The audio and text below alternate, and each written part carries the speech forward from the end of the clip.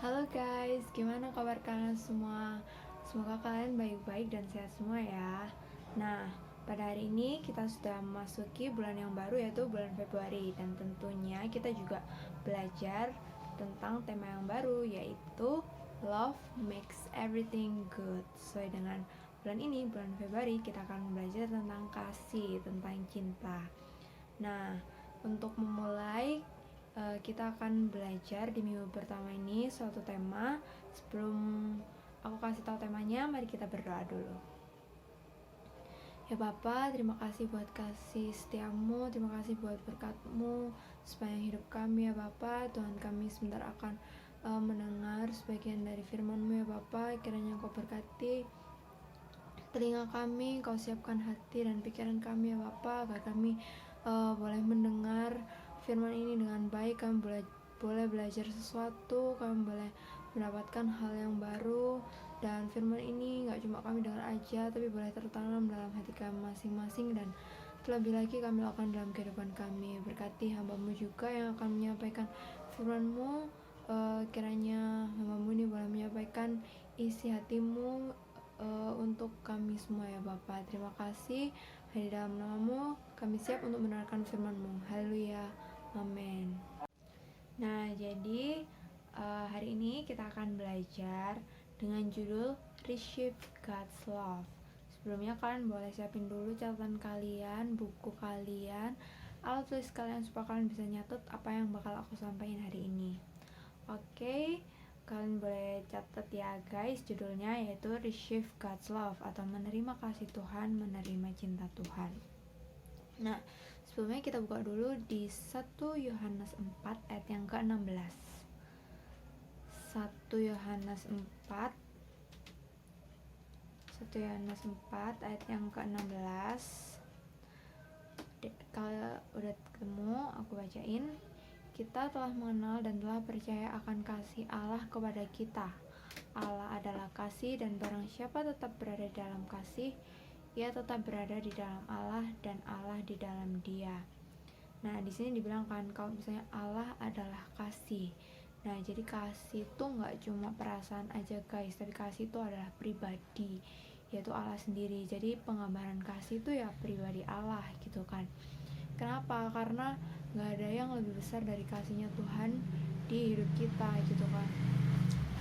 Kita bisa lihat juga di Yohanes 15 ayat 13. Yohanes 15 ayat 13, tidak ada kasih yang lebih besar daripada kasih seseorang yang memberikan nyawanya untuk sahabat-sahabatnya.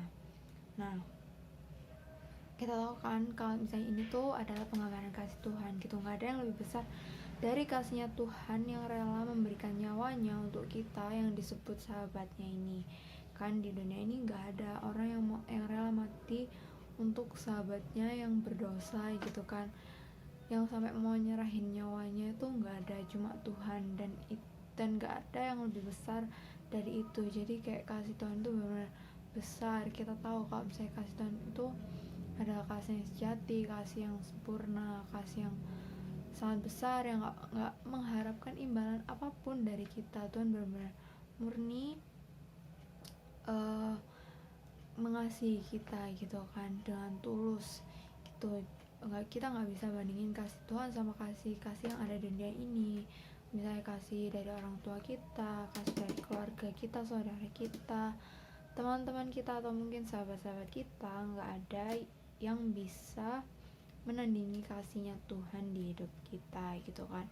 Jadi kita tuh perlu tahu gitu kan, kita sendiri harus sadar kalau kita tuh dikasihi begitu besarnya sama Tuhan gitu kan. Kita harus menerima gitu kasihnya Tuhan di dalam hidup kita. Jadi kayak kita tuh perlu tahu dulu nih, karena penting banget untuk kita tahu, untuk kita sadar, untuk kita terima kasihnya yang begitu besar itu Tuhan, yang begitu besar dari Tuhan buat kita gitu kan. Nah, terus kita bakal langsung masuk ke poinnya gitu. Kenapa sih kok kita itu perlu banget menerima kasih Tuhan, perlu banget menyadari kasih Tuhan di hidup kita? Yang pertama, yaitu karena kasih Tuhan dapat memulihkan bahkan menyelamatkan hidup kita gitu. Nah, kok bisa gitu kan? Jelas, kita bisa buka dulu di 1 Yohanes 4 ayat 9 sampai 10. 1 Yohanes 4 ayat 9 sampai 10. Dalam hal inilah kasih Allah dinyatakan di tengah-tengah kita, yaitu bahwa Allah telah mengutus anaknya yang tunggal ke dalam dunia supaya kita hidup olehnya. Inilah kasih itu, bukan kita yang telah mengasihi Allah, tetapi Allah yang telah mengasihi kita dan yang telah mengutus anaknya sebagai pendamaian bagi dosa-dosa kita. Nah, di sini dibilang inilah kasih Allah yang dinyatakan. Kasih Allah itu dinyatakan dengan Tuhan Allah memberikan anaknya yang satu-satunya, anaknya yang tunggal itu ke dunia untuk menyelamatkan hidup kita, gitu kan, untuk mengampuni dosa-dosa kita, untuk kita yang berdosa ini gitu, kita yang sebenarnya nggak layak, kita yang sebenarnya harusnya menerima hal-hal yang buruk, kita harusnya mendapatkan maut, tapi karena kasih yang sangat-sangat besar, karena Tuhan itu sangat-sangat mengasihi kita, dia tuh sampai rela memberikan nyawanya untuk kita, dia rela turun ke dunia untuk kita semua gitu. Jadi kenapa pentingnya kita harus menyadari, karena kasih Tuhan itu menyelamatkan. Kalau kita nggak percaya sama kasih Tuhan, ya kita nggak bisa selamat gitu guys. Jadi kayak perlu kita percaya dulu, perlu kita menerima dulu kasih Tuhan. Kalau misalnya kasih Tuhan itu sangat besar dan bisa menyelamatkan hidup kita yang sangat berdosa ini gitu kan.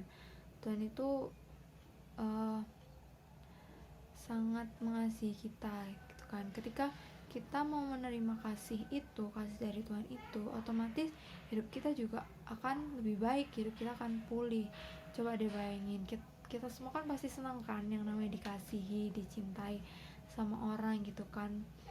Pasti rasanya tuh kayak kita senang, kita damai, jadi kita kayak nggak perlu khawatir gitu loh. Jadi begitu juga dengan kasih Tuhan. Ketika kita menerima kasih Tuhan, hidup kita otomatis akan jadi lebih baik, karena kita tahu, karena Tuhan itu mengasihi kita. Jadi hidup kita juga otomatis akan dipulihkan gitu guys. Nah, terus yang kedua, kenapa kita perlu menyadari kasih Tuhan? Karena kasih Tuhan itu tidak berkesudahan dan tidak bersyarat. Wow, Tuhan itu nggak memandang siapapun untuk dikasihinya. Tuhan itu nggak memandang kayak aku ngasih orang yang baik doang. Tuhan itu ngasih orang yang sering berdoa, yang rajin baca firman, orang yang cantik gitu. Enggak, Tuhan itu nggak memandang siapapun kita gitu. Tuhan itu sangat mengasihi kita tanpa memandang apapun dari kita. Dia tuh tulus banget mengasihi kita dan nggak bersyarat sama sekali gitu. Walaupun kita ini orang yang berdosa, yang seharusnya tuh nggak layak, tapi Tuhan itu tetap mau memilih untuk mengasihi kita. Bayangin gitu kan, kita udah menyakiti hati Tuhan, tapi Tuhan itu tetap mengasihi kita. Tuhan itu tetap memilih untuk mengasihi kita, bahkan mengampuni kita gitu kan. Coba deh kalau misalnya kita disakitin sama orang, kita kan aduh buru-buru mengasihi gitu kan, kita aja udah kesel banget kan sama mereka. Tapi Tuhan itu nggak gitu, kasihnya tuh nggak bersyarat gitu, dan kasihnya tuh nggak pernah berubah ketika kita berbuat baik maupun kita berbuat sebaliknya, halnya berbuat buruk, berbuat kejahatan gitu, mungkin kita berdosa. Itu tuh nggak akan mampu untuk merubah kasihnya Tuhan sama kita, karena kasihnya Tuhan itu udah sangat besar, emang udah itu kasih Tuhan gitu. Jadi kita nggak bisa ngelakuin apapun untuk menambah kasih Tuhan ataupun mengurangi kasih Tuhan gitu. Tidak ada yang bisa kita lakukan yang akan mengurangi kasihnya Tuhan kepada kita, karena emang kasihnya Tuhan itu udah itu gitu, sebegitu besarnya gitu. Jadi jangan pernah ngerasa nggak layak kalau misalnya kita itu aduh aku kayak misalnya kan habis ngelakuin dosa gitu, sekarang tuh kayak pengen jangan kalian itu takut untuk datang kepada Tuhan, karena Dia tuh mengasihi kita seberdosa apapun kita gitu kan. Dan kita dan dengan kita misalnya kita berdoa, kita baca firman, jangan dikira itu kayak Tuhan itu bakal tambah sayang sama kita. Enggak, karena emang kasihnya Tuhan itu udah sempurna, udah utuh gitu. Jadi meskipun kita berbuat baik itu enggak, itu bukan menambah kasih Tuhan, tapi menambah kasihnya kita sama Tuhan gitu. Dan nggak ada juga misalnya kita berbuat dosa, itu juga nggak akan mengurangi kasihnya Tuhan. Jadi kita tuh benar-benar harus sadar, kita harus nyadari kasihnya Tuhan gitu kan. Kita nggak usah mikirin kayak aku kayak gini nanti aku gak dikasih Tuhan. Enggak, karena kasihnya Tuhan tuh benar-benar nggak bersyarat. Jadi kayak wow banget nggak sih, nggak ada yang kasihnya tuh nggak bersyarat, nggak ada yang kasihnya tuh kayak Tuhan yang benar-benar nggak peduli siapapun kita, Tuhan itu tetap mengasihi kita. Dia tuh adalah the true love, yang kasih sejati, kasih yang sempurna, itu benar-benar dari Tuhan kayak gitu. Nah, yang ketiga, alasannya kenapa kita perlu menerima kasih Tuhan, karena kasih Tuhan itu memberi harapan untuk kita gitu.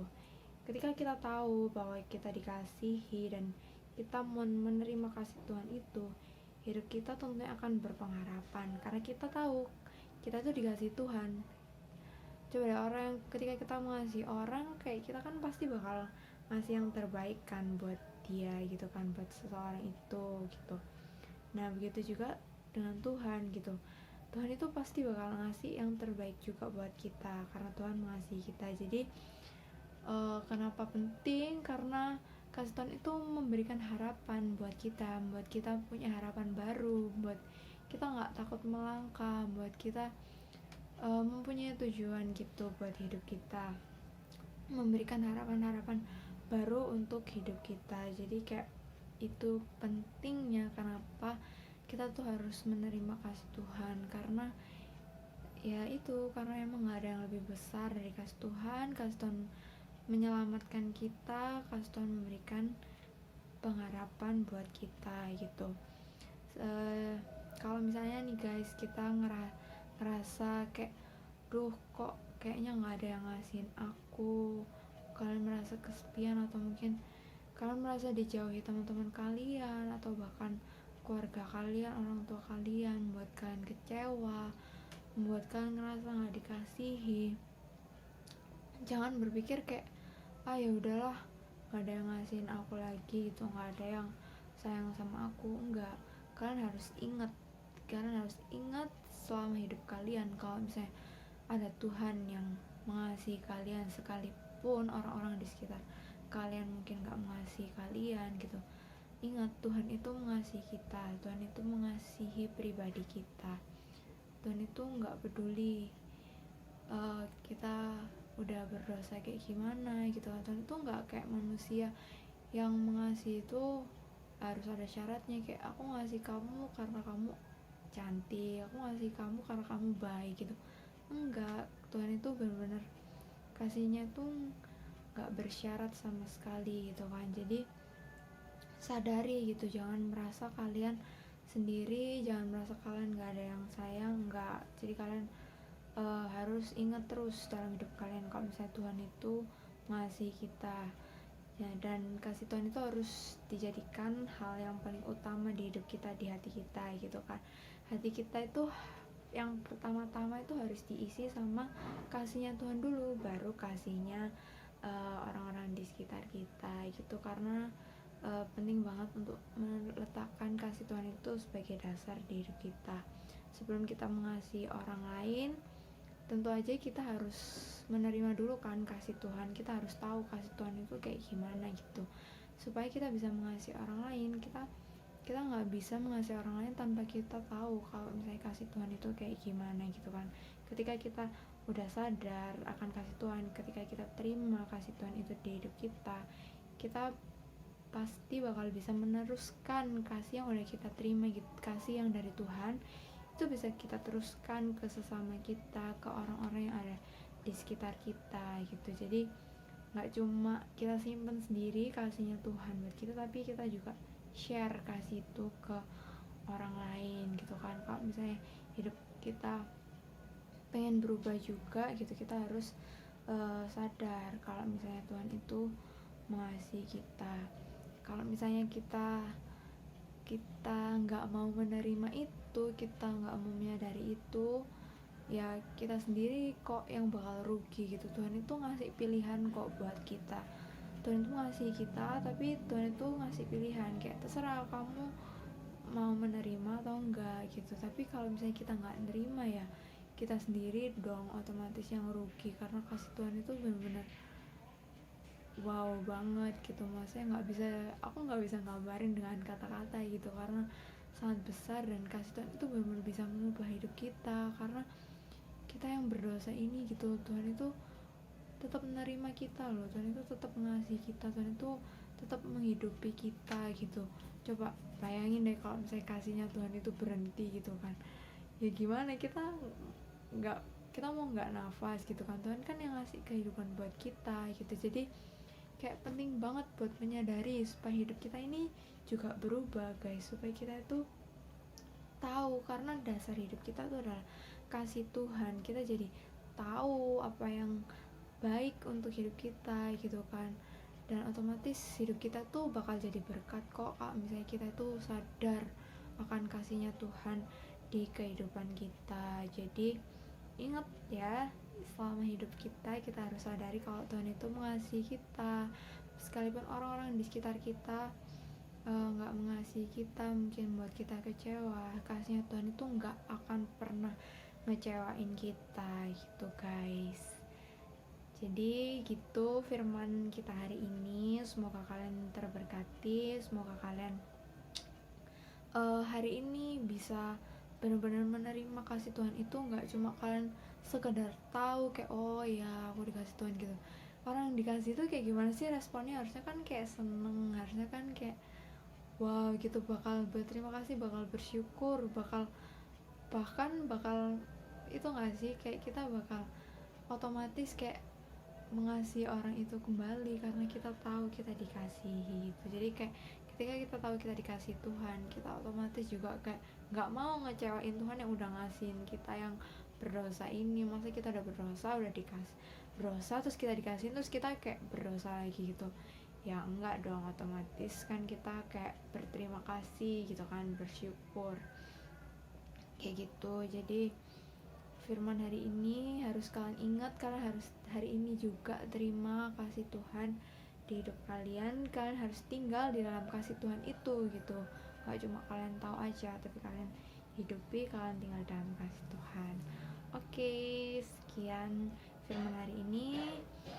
Semoga kalian terberkati, dan kita tutup di dalam doa. Oke, mari kita berdoa. Ya Bapa, terima kasih, kami ucap syukur buat kebaikan-Mu. Terima kasih atas kasih-Mu yang sungguh besar buat kami ya Bapa. Kasih-Mu yang sungguh sempurna dalam hidup kami, yang gak pernah berhenti, yang gak bersyarat. Sekalipun kami berulang-ulang kali melakukan kesalahan, tapi Engkau tetap menerima kami, Engkau tetap mengasihi kami, Engkau memilih untuk mengasihi kami dengan sangat ya Bapak. Terima kasih, kami ucap syukur ya Bapak, kami menerima kasih-Mu itu dalam kehidupan kami. Ampuni kami kalau misalnya kami sering lupa kalau kami dikasih sama Tuhan ya Bapak. Ampuni setiap kami, biarlah kami mulai hari ini kami boleh menjalani hidup kami dengan dasar kasih-Mu ya Bapak. Biarlah kasih-Mu tuh yang memenuhi setiap hati kami ya Bapak. Terima kasih.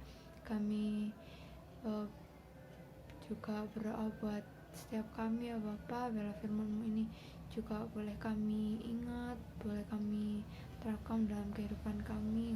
Nggak cuma kami dengar aja Bapak. Engkau juga berkati orang tua kami, keluarga kami. Engkau berkati setiap mereka, pekerjaan mereka. Engkau yang memberkati, Engkau yang memberikan kesehatan juga buat mereka dan kami semua ya Bapak. Engkau menyembuhkan kami yang sakit, Engkau berikan jalan keluar bagi kami yang sedang dalam yang sedang dalam masalah ya Bapa. Kami percaya kasih-Mu ada buat setiap kami, buat keluarga kami ya Bapa. Engkau gak akan mengecewakan kami, Engkau bakal memberikan yang terbaik buat kami, Engkau gak akan membiarkan kami berkekurangan ya Bapa. Terima kasih buat kasih-Mu yang begitu besar dalam kehidupan kami. Dalam nama Tuhan Yesus kami berdoa, mengucap syukur dan berdoa. Haleluya. Amin.